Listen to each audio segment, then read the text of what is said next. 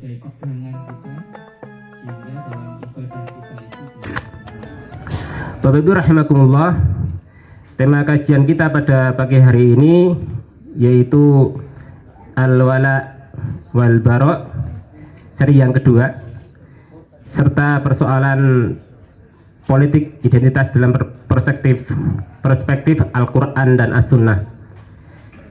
Kemudian dalam kajian ini setidaknya ada dua permasalahan besar yang mungkin jadi pertanyaan kita, dan insya Allah nanti akan kita bahas, yaitu apakah politik identitas itu memang terlarang di dalam Islam. Kemudian juga kita nanti akan bahas tentang pembahasan Al-Quran Ali Imran ayat 64. Kemudian yang kedua, terlarangkah bila seorang mukmin memilih calon pemimpin karena ada kesamaan identitas, yaitu sama-sama beriman, yaitu seorang muslim beramal soleh dan sama-sama menegakkan sholat dan zakat. Lalu bagaimana makna ayat dalam Al-Quran surat Al-Ma'idah ayat 55 sampai 58.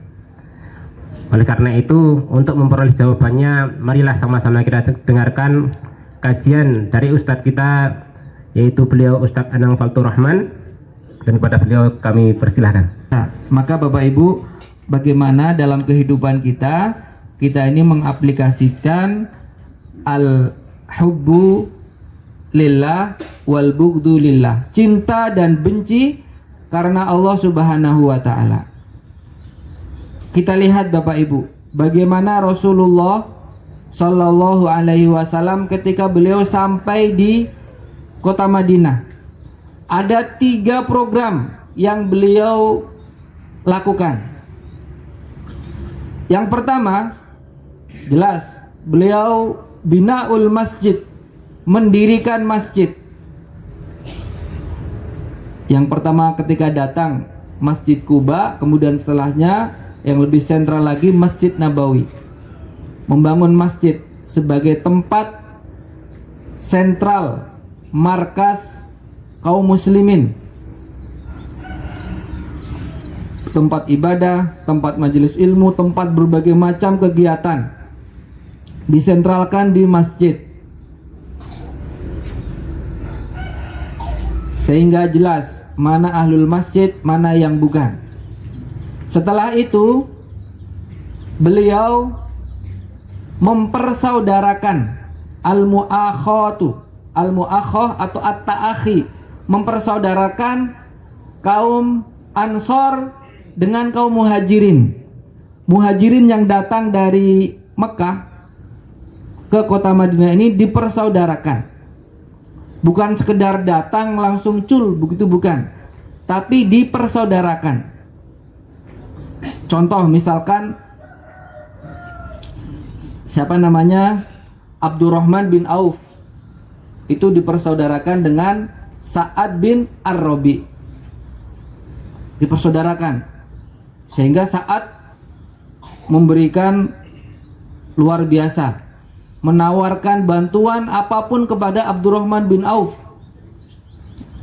Abdurrahman, ini saya punya lahan, kebun, saya bagi 2 ya, sebagian untuk kamu, sebagian untuk saya. Coba lihat istri-istri saya, yang kamu sukai yang mana? Nah, saya ceraikan. Kalau sudah habis masa iddahnya dinikahi, boleh. Diberikan harta, dipilihkan pasangan hidup. Tapi Abdurrahman bin Auf bukan mental seperti itu. Beliau mengatakan jazakallahu khairan, terima kasih. Ini doa untuk orang yang berbuat baik kepada kita. Jazakallahu khairan atau jazakumullahu khairan. Semoga Allah membalas kebaikan yang lebih baik. Ya. Dullani ala suq, cukup tunjukkan aku ke arah pasar. Tanpa modal, tapi karena punya skill yang luar biasa dalam berdagang, pulang-pulang dari pasar itu keluar sudah punya cuan. Ya. Minyak samin. Ya. Dan juga akid semacam susu kering itu. Beliau sudah punya keuntungan tanpa modal, karena memang ini ahli dalam bidang berniaga. Dan nanti kalau kisahnya, Abdurrahman bin Auf ini orang sangat kaya raya dan tidak bisa miskin. Semakin berlari dari kemiskinan, semakin dikejar kekayaan Abdurrahman bin Auf. Dan para sahabat yang lainnya pun dipersaudarakan, seperti halnya Abu Bakar As-Siddiq itu dipersaudarakan dengan Khorijah bin Zuhair. Khorijah laki-laki ini. Kemudian Khorijah nih Bu, bukan Khadijah.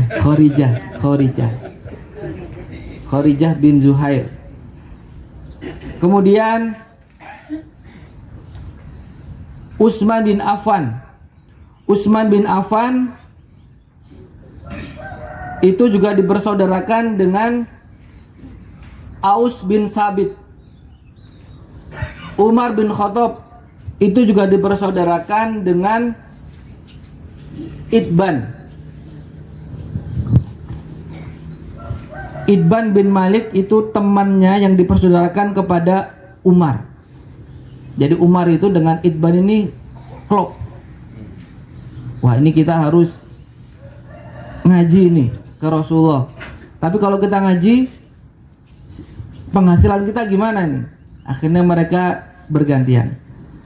Kalau hari ini yang ikut ngaji itu si Umar, nanti Idban yang bekerja. Nanti Umar pulang menceritakan ilmunya kepada Idban agar nggak lewat. Besok gantian jadwalnya Umar yang bekerja. Besok Idban yang ngaji ke Nabi. Sepulang dari ngaji, Idban menceritakan ilmunya kepada Umar agar mereka tidak tertinggal mendapatkan ilmu dari Rasulullah Shallallahu Alaihi Wasallam, sekaligus tetap bisa mencari penghasilan untuk melangsungkan kehidupan. Karena bekerja itu ibadah. Sehingga Bapak Ibu yang kami hormati, setelah Rasulullah Shallallahu Alaihi Wasallam membangun masjid, kemudian beliau juga mempersaudarakan antara Muhajirin dengan Ansor dengan persaudaraan yang sangat kuat. Ini melebihi saudara kandung. Hubungan persaudaraan sesama keimanan itu. Kemudian yang ketiga, program yang dibangun Nabi, yang ini mungkin jarang sekali dibahas, ternyata adalah beliau membangun pasar. Kalau yang pertama itu ahabbul biqa'il ardi, ahabbul biqa'ilallahi masajiduha. Tempat di muka bumi yang paling dicintai oleh Allah itu masjid-masjidnya. Tapi yang pasar itu adalah tempat yang paling dibenci oleh Allah. Aswaquha, pasar-pasarnya. Tapi apa kita terus nggak boleh ke pasar? Ya harus ke pasar, Bu. Nanti kalau ibu nggak ke pasar, bapak sarapan apa? Gitu kan. Tetapi maknanya adalah memang di sana lazimnya yang namanya pasar banyak terjadi praktek-praktek yang tidak disukai oleh Allah.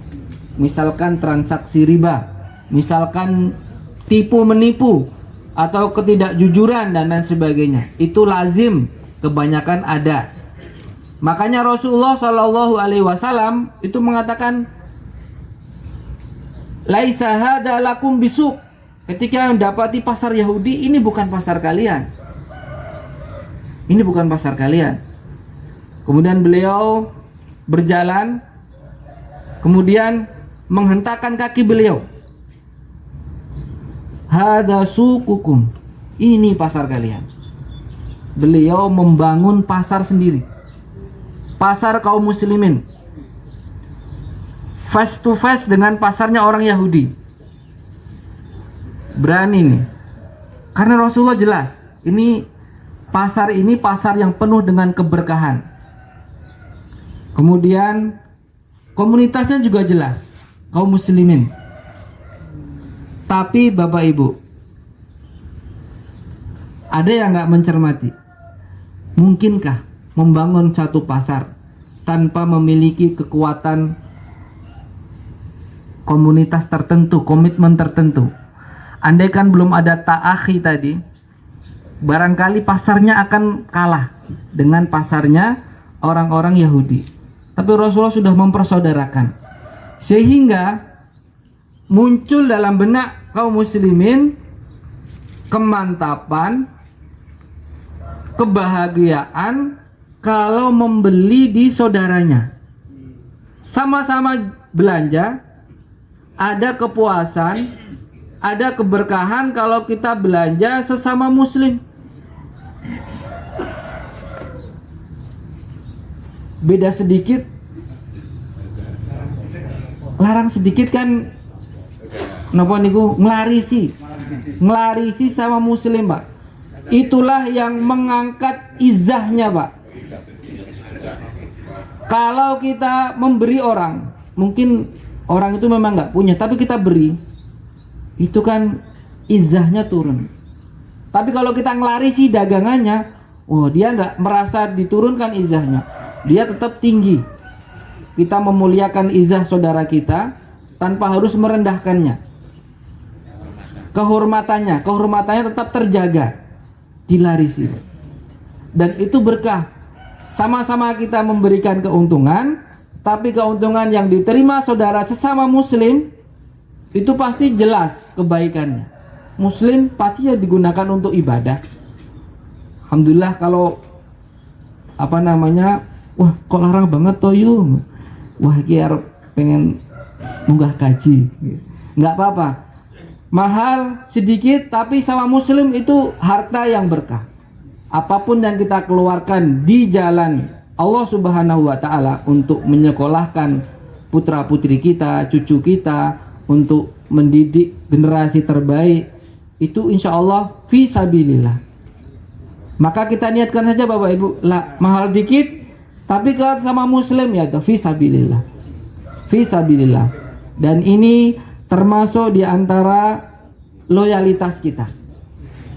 Jadi loyalitas itu bisa dalam berbagai macam kehidupan kita, termasuk dalam praktek jual beli, praktek harian kita. Pokoknya kalau itu sesama muslim, maka dia berhak untuk mendapatkan cinta yang sempurna dalam diri kita, karena dia sama-sama ahlul qiblah, sama-sama menghadap ke Baitullah ketika sholat, sama-sama ahlul Quran, sama-sama ahlus sujud, sujud hanya kepada Allah.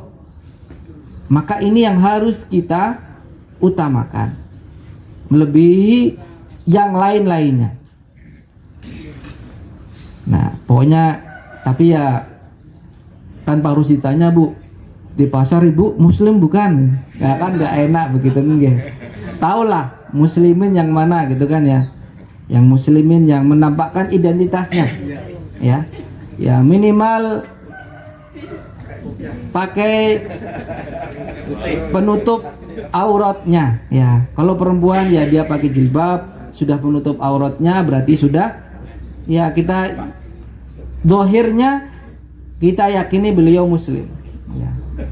Kalau jualan sate pakai kopiah makin mantap ya Pak ya. Ya bismillah, kita nahkumu bidzawahir, kita yang hukumi yang nampak-nampak saja. Wallahu yatawallas sarair, sementara yang nggak nampak Allah lah yang tahu. Yang penting kita tahu yang dohir-dohir dia muslim ya, kita yakin saja begitu. Nah. Jadi ada keutamaan Bapak Ibu ya. Kita mengutamakan saudara kita sama muslim itu sebagai bentuk wala kita, loyalitas kita, cinta kita itu harus diutamakan kepada orang-orang yang beriman. Makanya ketika di surah Ali Imran 50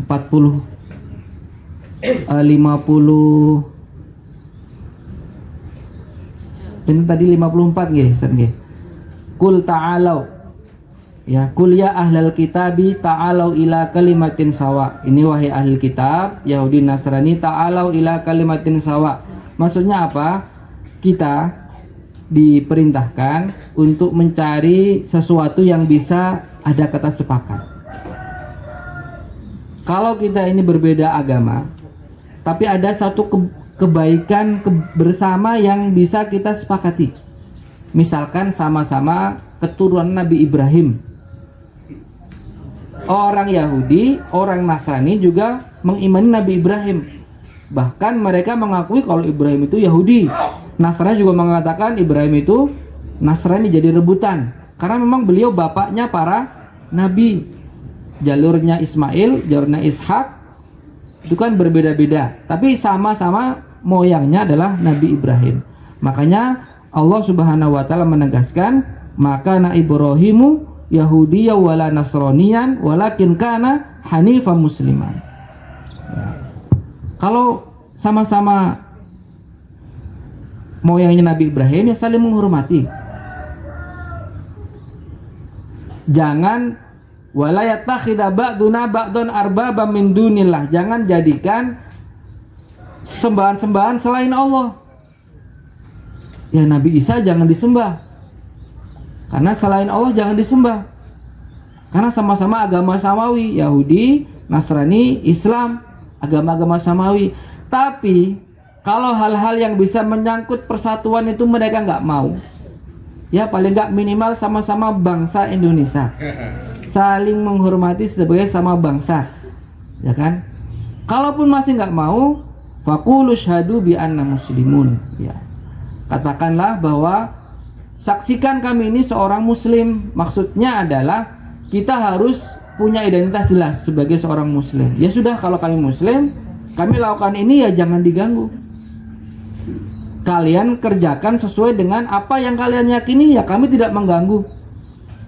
Adanya toleransi yang tinggi sekali itu ayat itu. Yahudi melaksanakan ibadahnya sesuai dengan yang diyakini, Nasrani melaksanakan ibadahnya sesuai dengan yang diyakini. Kami muslimin juga melakukan keyakinan yang kami yakini. Nah, semua menajamkan keyakinannya. Nah, gitu. Sesuai dengan faqulu syhadu bi anna muslimun. Ini kita harus punya identitas jelas. Maka bangga Bapak Ibu kalau kita itu punya identitas muslim. Jangan malah minggring-minggring. Jangan malah enggak pede, Bu. Pakai jilbab pasar, Bu, malah sumuk. Wah, ini harus kebanggaan kita. Kita muslimin ya pakai identitas muslim. Ya. Wah, nanti pembelinya kan umum, Pak. Umum nggak masalah, yang penting identitas itu harus ada. Bangga. Ini adalah kemuliaan yang besar Islam itu. Ya.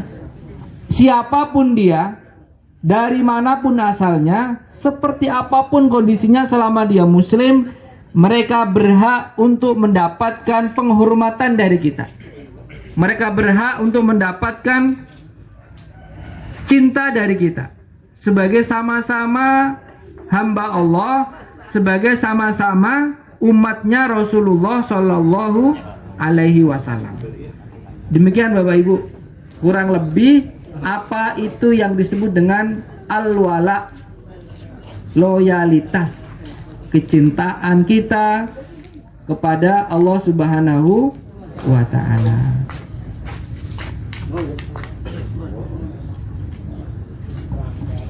Berhubung makanannya sudah siap dan persiapan materi saya sudah habis, ya. Dan ya hanya sekedar ini yang mampu kami bacakan pada kesempatan kali ini. Mudah-mudahan ada manfaatnya. Wallahu alam bisawab. Wa sallallahu ala nabiyyina Muhammad. Nasrun minallahi wa fathun qarib. Wassalamualaikum warahmatullahi wabarakatuh. Kan Ustaz mengenai al-wala ya. Itu kita tahu bahwa di Nasrani itu juga banyak macam-macam sekte ya. Tapi mereka dalam hal politik bisa bersatu. Kenapa ya umat Islam ini juga banyak itu tapi nggak bisa bersatu? Apakah mengenai al-wala itu yang belum dipahami oleh umat Islam secara umumnya. Itu aja Ustadz yang kami tanya. Bagus sekali pertanyaan Bapak Ibu. Ibu-ibu yang di belakang mungkin kurang dengar tadi, sempat putus ininya mic-nya. Kenapa ya kalau Nasrani dengan beragam sekte yang ada di mereka, tapi dalam urusan politik mereka bisa satu suara begitu. Tapi kalau muslimin, kenapa kok macam-macam suaranya tidak bisa satu? Nah, itu gimana Ustaz?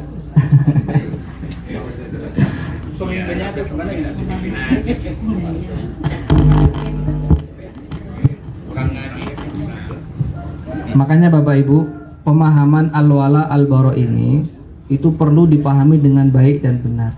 Sebenarnya Pak, andaikan orang itu belajar dengan benar tentang al-wala wal-bara, itu tidak usah disuruh Pak. Nggak usah disuruh, otomatis dia akan mendahulukan muslim daripada yang lainnya. Lah gimana Pak kalau semuanya muslim? Kalau semuanya muslim, lihat yang lebih baik keislamannya. Kalau semuanya baik gimana Pak? Atau sebaliknya semuanya buruk? Kalau semuanya buruk, ada buruknya, ya lihat yang sedikit kesalahannya, yang buruknya lebih minimum daripada yang lainnya. Ya. Ma khuyira Rasulullah sallallahu alaihi wasallam baina amrayni illa akhadha aisarahuma ma lam yakun isman.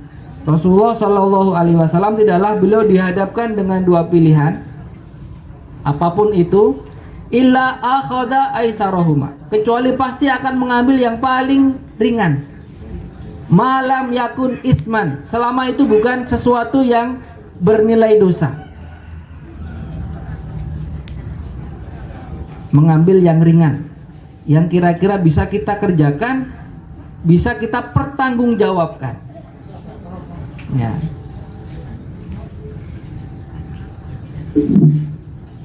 Tetapi Bapak Ibu, asalkan semua berangkat dari rasa cinta, itu pasti akan berikan yang terbaik. Pilihan pun kita pasti akan memilih yang terbaik. Berkorban juga begitu. Kita akan memberikan yang terbaik karena kita didahului oleh rasa cinta itu. Karena udah cinta itu akan diberikan. Kenapa kita berkorban? Karena kurban itu merupakan burhan, wasodaqatu burhan. Solusi yang ditawarkan adalah harus semakin banyak kaum muslimin yang memahami dengan baik, ngaji dengan baik. Insya Allah tanpa disuruh pun otomatis akan memberikan walaknya kepada umat Islam. Wallahu a'lam bishawab. Tapi kalau ini kebalikannya, senangnya kita ke orang non muslim seperti Cina sepertinya gitu. Gimana? Terima kasih. Tingkatan hukum halal haram. Kalau boleh, boleh saja Pak. Kita beli di non muslim halal selama transaksinya sah, jual belinya barang yang halal, maka nggak masalah kita jual beli ke non muslim. Tapi ini tingkatannya bukan sekedar hukum halal haram, bukan sekedar hukum fikih, tapi wala itu kaitannya dengan masalah kecintaan kita. Ini sebagai muslimin, ada saudara kita sesama beriman kepada Allah yang juga jualan barang yang sama, maka kita mendahulukan mereka. Kita hormati. Ini saudara kita itu butuh dana, ya sudah kita larikan ke sana. Andaikan muslimin itu punya sikap wala wal bara yang sama, itu larinya ke muslimin. Akhirnya kembali kepada umat Islam juga kan. Kalau muslimin kaya itu nggak dosa Bapak Ibu. Kaya itu sifatnya dia tergantung yang megang siapa. Justru harta itu akan semakin baik jika di tangan orang yang beriman. Orang yang beriman pada Allah, harta itu ditasarufkan di jalan yang benar. Tapi bahaya kalau harta banyak itu di tangan orang-orang yang tidak beriman pada Allah, tidak punya idealisme keimanan. Larinya ke mana-mana itu Pak. Bahaya kan? Maka kalau bisa, kalau emang mampu, punya skill kaya, harus kaya. Kalau emang mampu kaya, kaya. Karena umat Islam dengan kekayaannya itu bisa membantu banyak orang, bisa memakmurkan bumi ini dengan kekayaannya. Kalau emang mampu kaya, jadilah muslimin yang kaya. Kita bersyukur Pak, ada saudara-saudara kita muslim meskipun jualan kaki lima ataupun jualan apa begitu, itu kan luar biasa Pak, itu udah baik. Ini saudara kita loh Pak, dia nggak ngerampok, dia nggak mencuri, dia cuman pengen butuh sedikit dari keuntungannya, itu kan toh juga nggak seberapa. Kalau kita membeli di saudara kita, toh harta kita juga nggak hilang, tapi ada kepuasan batin kita. Ini sebagai bentuk wala kita, ya ini PR untuk kita bersama. Bagaimana mengaplikasikan wala itu kepada saudara-saudara kita sesama ahli kiblat, ahli sujud kepada Allah Subhanahu wa Ta'ala. Wallahu a'lam bishawab. Mohon maaf sebelum saya menyampaikan pertanyaan, kalau nanti ada yang tidak sepakat dengan apa yang saya tanyakan, karena ini menyangkut masalah politik ya, yang terakhir. Ini mohon maaf, banyak kita dengar dan kita baca bahwa Indonesia itu sekarang dalam kondisi yang tidak baik-baik. Ya, artinya permasalahan yang sangat dalam kondisi yang tidak baik lah, begitulah. Nah, hal ini kan di mana-mana ada seruan untuk menyelamatkan Indonesia. Ya, dalam ini. Nah, di Indonesia itu kan banyak tokoh-tokoh Muslim yang karismatik, yang memiliki pengaruh terhadap pengikutnya atau santri-santrinya. Meskipun mohon maaf, Muhammadiyah itu tidak berpolitik secara praktis, tapi secara pribadi kan bisa. Misalnya tidak membawakan atau tidak menyertakan organisasinya, tetapi tokoh yang karismatik yang banyak diikuti itu bicara tapi di luar organisasi misalnya. Ini kan saya rasa bisa. Karena apa? Karena ada juga tokoh yang Muhammadiyah yang disosialisasikan ke ranting-ranting. Nah, kenapa tidak dibalik? Ini artinya kalau nanti tokoh yang karismatik itu menyampaikan pilih saja ini, tapi saya tidak membawa organisasi, tapi insya Allah itu diikuti. Ini sehingga insya Allah dengan seperti itu bisa betul-betul harapan kita menyelamatkan Indonesia. Karena bisa dikatakan ya banyak yang kita cari kita serap informasi yang memang kita harus bertindak sebelum kita terlambat.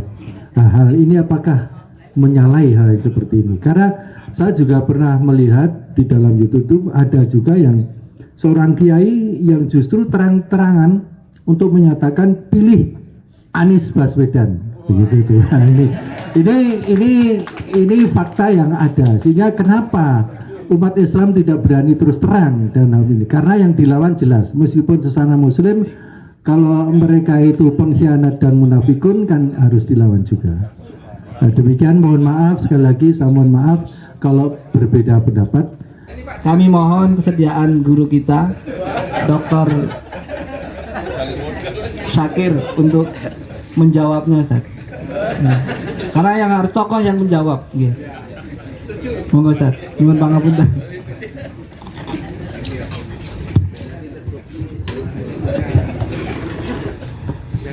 Ini karena sudah makan soto jadi pertanyaannya berbobot. Matur nuwun. Karena waktunya sudah siang jadi ini murid ngerjain gurunya nih. Jadi ya seperti pertanyaan yang disampaikan oleh Ustadz Kunnu tadi, permasalahannya ini kan politik identitas itu kan seakan berdosa tidak boleh digunakan, sementara pernyataan sebelumnya bahwa Islam itu adalah agama untuk setiap sisi kehidupan kita. Tapi ketika masuk di politik identitas ada faqulu anna ishhadu bi anna muslimun, ya, saksikanlah bahwa saya ini adalah muslim, kok kita tidak boleh gitu ya. Padahal ada ayat, itu makanya pertanyaan dari Ustadz Kuno tadi, kira-kira boleh nggak sih kita sebagai orang mukmin, orang yang insya Allah soleh memilih sesamanya, sesama mukmin, sesama soleh, sesama sholat, sesama menunaikan zakat, ya. Kemudian lalu bagaimana dengan, nanti tolong dibaca ya, ini PR-nya kita semua ya. Maksudnya kita jangan terlalu banyak menjelaskan, tolong ngaji juga ayatnya Al-Maidah 55 sampai 58. Yukumullahu wa rasuluhu walladzina amanu alladzina yuqimunas shalah wa yu'tunaz zakah wa hum raki'un. Jadi kan walimu, pemimpinmu, pelindungmu itu adalah Allah dan Rasulnya, dan orang-orang yang mendirikan sholat, yang menunaikan zakat. Mereka ruku, artinya melaksanakan sholat secara berjamaah.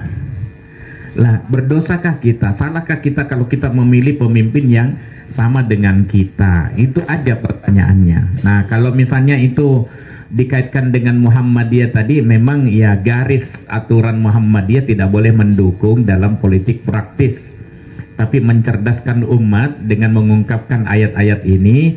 Tadi katanya tidak usah dijelaskan, tidak usah, asal ngaji saja, ngaji dengan benar, pemahaman yang hanif, ya, yang lurus, yang murni. Kita tahu apa sih maunya Allah terhadap diri kita, supaya kita menghadap Allah dalam segala kegiatan kita, termasuk dalam menentukan siapa pemimpin kita nanti, itu kita enteng menghadap Allah itu. Dan selamatlah Indonesia dari sifat kemunafikan, dari sifat kejahatan, dari